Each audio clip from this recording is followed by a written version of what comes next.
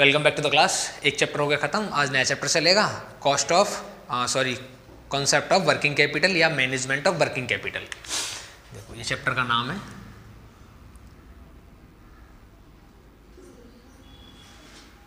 कार्यशील पूंजी का प्रबंध। इसको बोलेंगे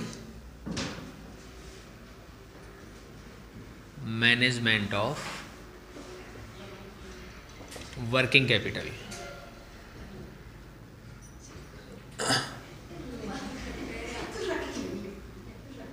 अब बात समझनी है हमको, वर्किंग कैपिटल क्या चीज है।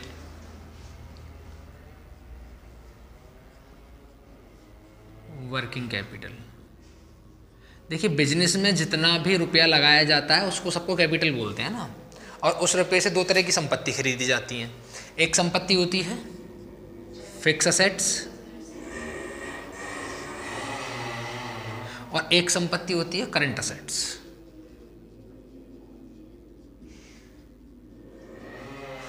फिक्स असेट्स को आप ऐसे समझ सकते हैं कि इसमें जैसे फर्नीचर हो सकता है, बिल्डिंग हो सकती है, मशीन हो सकती है ना, इस टाइप की जो चीज़ें हैं वो फिक्स में आएंगी। और करंट में जैसे मानो स्टॉक हो सकता है, कैश हो सकता है, बैंक हो सकता है, डेटर्स हो सकते हैं, इस टाइप की। अच्छा, फिक्स असेट्स जो वर्किंग कैपिटल है, इसको पूरे को हम एक नाम से और जान सकते हैं, इसको बोल सकते हैं फिक्स्ड कैपिटल। जिस कैपिटल के थ्रू फिक्स असेट्स खरीदी गई वो फिक्स कैपिटल है, और जिस कैपिटल के थ्रू करंट असेट्स को प्रिपेयर किया गया है वो करंट कैपिटल है। ठीक है। अच्छा, फिक्स कैपिटल को हमको नहीं पढ़ना है, ये कैपिटल फिक्स है, कोई रोल नहीं है इसका। लेकिन रोल इसका है करंट कैपिटल का। जैसे जैसे बिजनेस ग्रोथ करता है ये अप डाउन होती रहती है, कभी बढ़ जाएगी कभी घट जाएगी। इसके बढ़ने का और घटने का एक लंबा प्रोसेस है ना। लॉन्ग टर्म में बढ़ेगी, लॉन्ग टर्म में घटेगी, ये शॉर्ट टर्म में बढ़ेगी और शॉर्ट टर्म में घट जाएगी। मतलब 12 महीने के अंदर अंदर घटेगी भी और बढ़ेगी भी, लेकिन ये 12 महीने के बाद घटेगी और बाद में बढ़ेगी। बात समझ गए। ये जो करंट कैपिटल है ना, इसी का दूसरा नाम है वर्किंग कैपिटल। वर्किंग कैपिटल जो भी कैपिटल है, जिस पैसे के थ्रू आप अपने बिजनेस के ऑपरेशंस को पूरा करते हैं, माल को खरीदते हैं, माल को बेचते हैं, किसी को पेमेंट देते हैं, कहीं से पेमेंट मिलता है, बैंक में पैसा जमा करते हैं, बैंक से पैसा निकालते हैं ना, वो सारे के सारे कहाँ आते हैं? वर्किंग कैपिटल में। जिसको चालू हालत में रखा जाता है वो सारा का सारा वर्किंग कैपिटल में, और जिसको एक बार खरीद के लंबे समय तक यूज़ किया जाता है, बार बार उसमें पैसा नहीं लगाया जाता है, वो सारी की सारी फिक्स कैपिटल में आती है। यहाँ तक बात क्लियर है एकदम। अब ये जो वर्किंग कैपिटल है, इसके दो कॉन्सेप्ट है हमारे पास। इसके हैं दो कॉन्सेप्ट। पहले कॉन्सेप्ट में निकालते हैं gross working capital. Working capital, तो ग्रॉस वर्किंग कैपिटल निकालने का तरीका हमारे पास करंट असेट्स बराबर वर्किंग कैपिटल। जितनी भी करंट असेट्स होंगी टोटल करंट असेट्स बराबर होगी वर्किंग कैपिटल के। तो आप जब क्वेश्चन करेंगे तो क्वेश्चन में सिर्फ आपको एक चीज निकालनी है, total current assets. Total current assets को जोड़ दो, वर्किंग कैपिटल का आंसर आ जाएगा। दूसरा कॉन्सेप्ट है नेट वर्किंग कैपिटल का।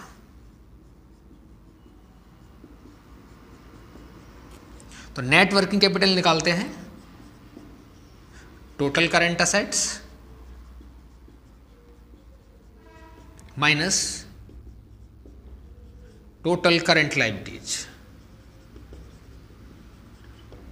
अगर टोटल करंट असेट्स में से टोटल करंट लायबिलिटीज को आप लेस कर देंगे तो आपका नेट वर्किंग कैपिटल आ जाएगा।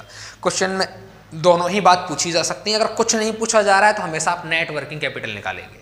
क्लियर है यहाँ तक बात एकदम। बस इसी के बेसिस पे क्वेश्चन होना है।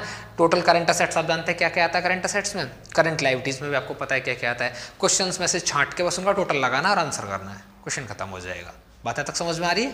ठीक है, अब पढ़ो क्वेश्चन। देखो क्वेश्चन नंबर 1, हेडिंग दी हुई है इसमें सकल एवं शुद्ध कार्यशील पूंजी की गणना है। निम्नलिखित चिट्ठे के आधार पर सकल कार्यशील पूंजी एवं शुद्ध कार्यशील पूंजी की गणना कीजिए। इक्विटी एंड लायबिलिटीज के बहुत सारे हेडिंग दे रखे हैं, असेट्स में भी हेडिंग दे रखे हैं। हमको यहाँ से किसका मतलब है? हमको यहाँ से ये टोटल करंट असेट्स और टोटल करंट लायबिलिटीज। देखो क्वेश्चन नंबर 1 हमको कैलकुलेशन करना है यहाँ पे, calculation of gross working capital. और ग्रॉस वर्किंग कैपिटल का फॉर्मूला है, जब आप ग्रॉस वर्किंग कैपिटल निकालेंगे तो इसका फॉर्मूला है आप टोटल करंट असेट्स को ऐड कर दो, बस आंसर आ जाएगा। अब क्वेश्चंस में टोटल करंट असेट्स हमको दी हैं अकॉर्डिंग टू क्वेश्चंस। क्या क्या है करंट असेट्स में हमारे पास? कैश है, बैंक है, हमारे पास कैश है प्लस बैंक है प्लस इन्वेस्टमेंट है प्लस BR है, डेटर से स्टॉक है, प्लस डेटर से और प्लस में स्टॉक है। ये वैल्यू हमारे पास है, इनकी अमाउंट हम लिखेंगे। अब बताओ अमाउंट कितना कितना है? इसका अमाउंट है 20,000 plus 40,000 plus 1 lakh plus 1 lakh plus 40,000 और प्लस का 2 लाख। टोटल मिला क्या कितना आ गया? 5 लाख रुपया। ये आंसर है टोटल असेट्स का, करंट वाली का। लेकिन टोटल करंट असेट्स बराबर होती है वर्किंग कैपिटल के, ग्रॉस वाली के। लेकिन बात आ गई समझ में? चलिए पहला आंसर हो गया। दूसरा आंसर करेंगे यहाँ से, calculation of net working capital. अब नेट वर्किंग कैपिटल का फॉर्मूला क्या है? हाँ, नेट वर्किंग कैपिटल बराबर होता है टोटल करंट असेट्स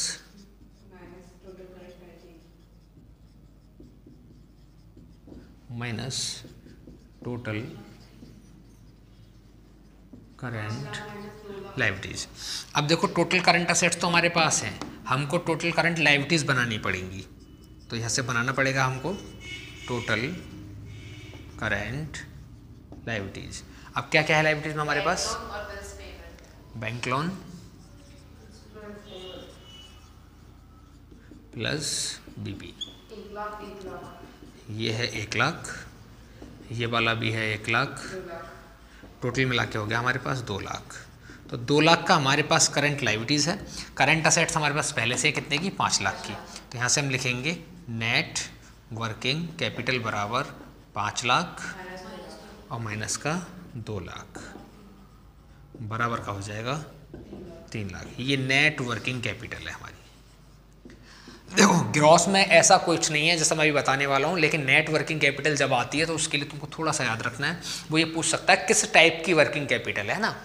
तो अगर किसी वजह से आपका करंट असेट्स बराबर हो जाता है करंट लायबिलिटीज के, तो इसका मतलब है कि ये 0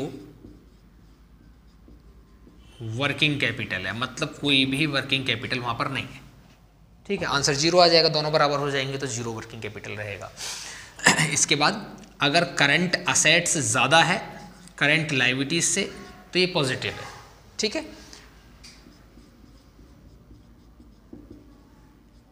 वर्किंग कैपिटल है। दूसरा, अगर करंट असेट्स छोटा है करंट लायबिलिटीज से तो ये नेगेटिव है वर्किंग कैपिटल। बात आ गई समझ में? यहाँ तक क्लियर है? ठीक है, देखो सेकंड वाला क्वेश्चन। नई हेडिंग है चालू संपत्ति एवं चालू दायित्व की पूर्वानुमान विधि। नीचे प्रदत्त सूचनाओं से कार्यशील पूंजी की आवश्यकता की गणना कीजिए।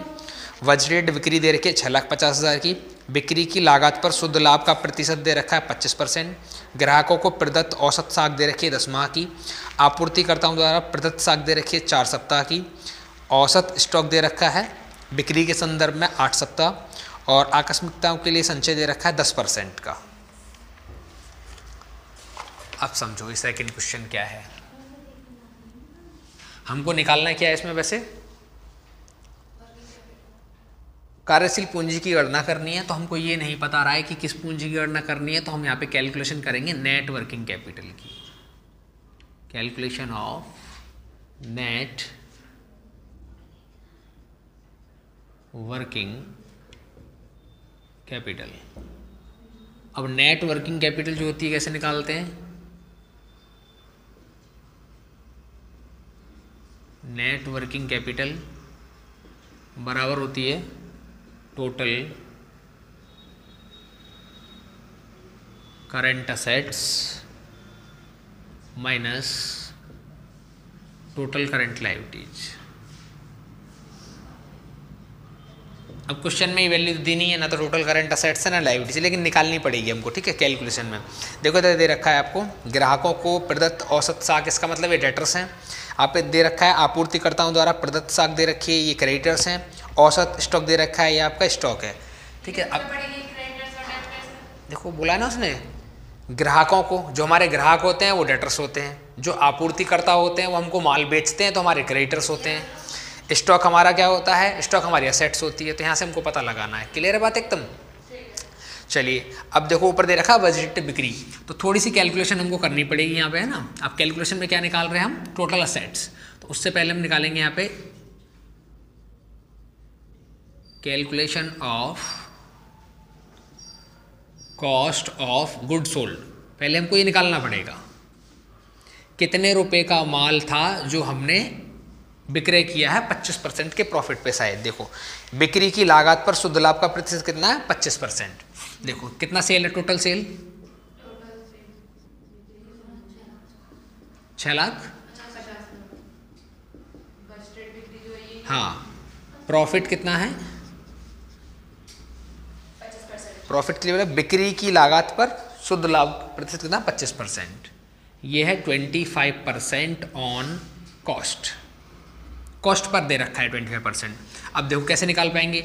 ये जो सेल है कितनी के बराबर रहेगी? देखो अगर कॉस्ट हमारी 100 रही होगी, 25 का हमने प्रॉफिट जोड़ा होगा, तब जाके 125 का ये बना होगा, ठीक है। तो यहाँ से निकाल पाएंगे कॉस्ट बराबर सेल अपॉन 100 प्लस प्रॉफिट और मल्टीप्लाई बाय 100। इसको सॉल्व कर दो। 6,50,000 डिवाइड बाई 125 और मल्टीप्लाई बाय 100 कितना आ जाएगा? 5,20,000। इसी के बेसिस पे बाकी वैल्यू निकलेंगी हमारी। देखो कैसे निकालेंगे। अब यहाँ से निकालेंगे calculation of current assets.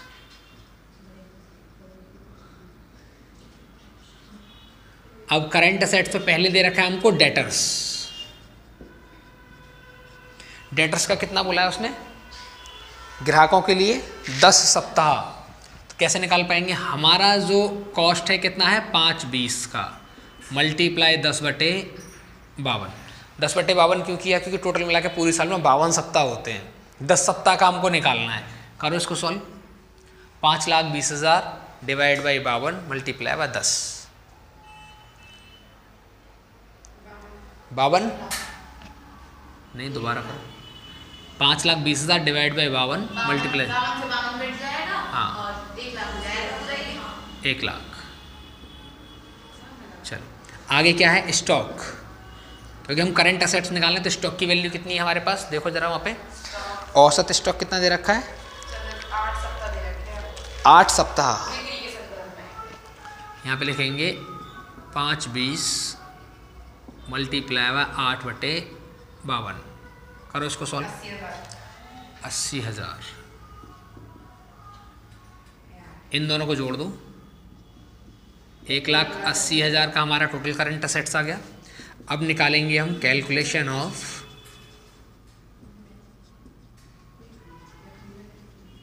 Current liabilities. आपूर्तिकर्ताओं के लिए कितना दे रखा है? वो क्रेडिटर्स है हमारे पास। तो 5,20 डिवाइड बाय 52 मल्टीप्लाई 4 कर दो इसको सॉल्व। 40,000। एक ही दे रखा है क्रेडिटर्स तो है ना, और कोई लायबिलिटीज हमारे पास है नहीं। अब इस फॉर्मूले के अकॉर्डिंग वर्किंग कैपिटल निकाल दो। देन वर्किंग कैपिटल बराबर कितना रहेगा? Total current assets minus total current liabilities. Current assets कितना हमारे पास? 1,80,000 और माइनस कितना? 40,000। कितना आ जाएगा? 1,40,000। चेक करो। नहीं, अब एक बार बताना, इसमें अच्छा अच्छा अच्छा अच्छा, ठीक है ठीक है ठीक है। तो ये वर्किंग कैपिटल 1,40,000 तक हम पहुंच गए। अब उसने आगे बोला है कि आकस्मिकताओं के लिए 10% का आपको संचय भी करना है। वर्किंग कैपिटल तो इतनी है, लेकिन अगला जो पॉइंट आएगा ना वो आएगा रिक्वायर्ड वर्किंग कैपिटल। आपको कितने की ज़रूरत है? एक्चुअल में तो इतनी है, लेकिन ज़रूरत कितनी की? 10% और ज़्यादा की ज़रूरत है आपको, है ना। तो दूसरी कैलकुलेशन आप करेंगे वो रिक्वायर्ड हो जाती है। फिर calculation of required working capital. तो जो आपकी टोटल वर्किंग कैपिटल आई है ना, टोटल वर्किंग कैपिटल कितना है? 1,40,000 प्लस आपको करना है इसमें रिजर्व, किसका? कॉन्टिजेंसी का रिजर्व है, नहीं आकस्मिकताओं के लिए संचय। तो रिजर्व फॉर कॉन्टिजेंसी कितना है? At the rate of 10%। तो इसका 10% कितना आएगा? 14,000 रुपये। इसको इसमें ऐड कर दो, ये आ जाएगा 1,54,000 रुपये। तो ये रिक्वायर्ड वर्किंग कैपिटल है, एक्चुअल में वर्किंग कैपिटल इतनी है। बात आ गई समझ में? आता है। अगर 10% संचय के लिए बोला उसको अलग से लिखना है आपको रिक्वायर्ड वर्किंग कैपिटल, वरना आपका क्वेश्चन नहीं खत्म हो जाएगा। समझ में आ गई बात है तक? ठीक है।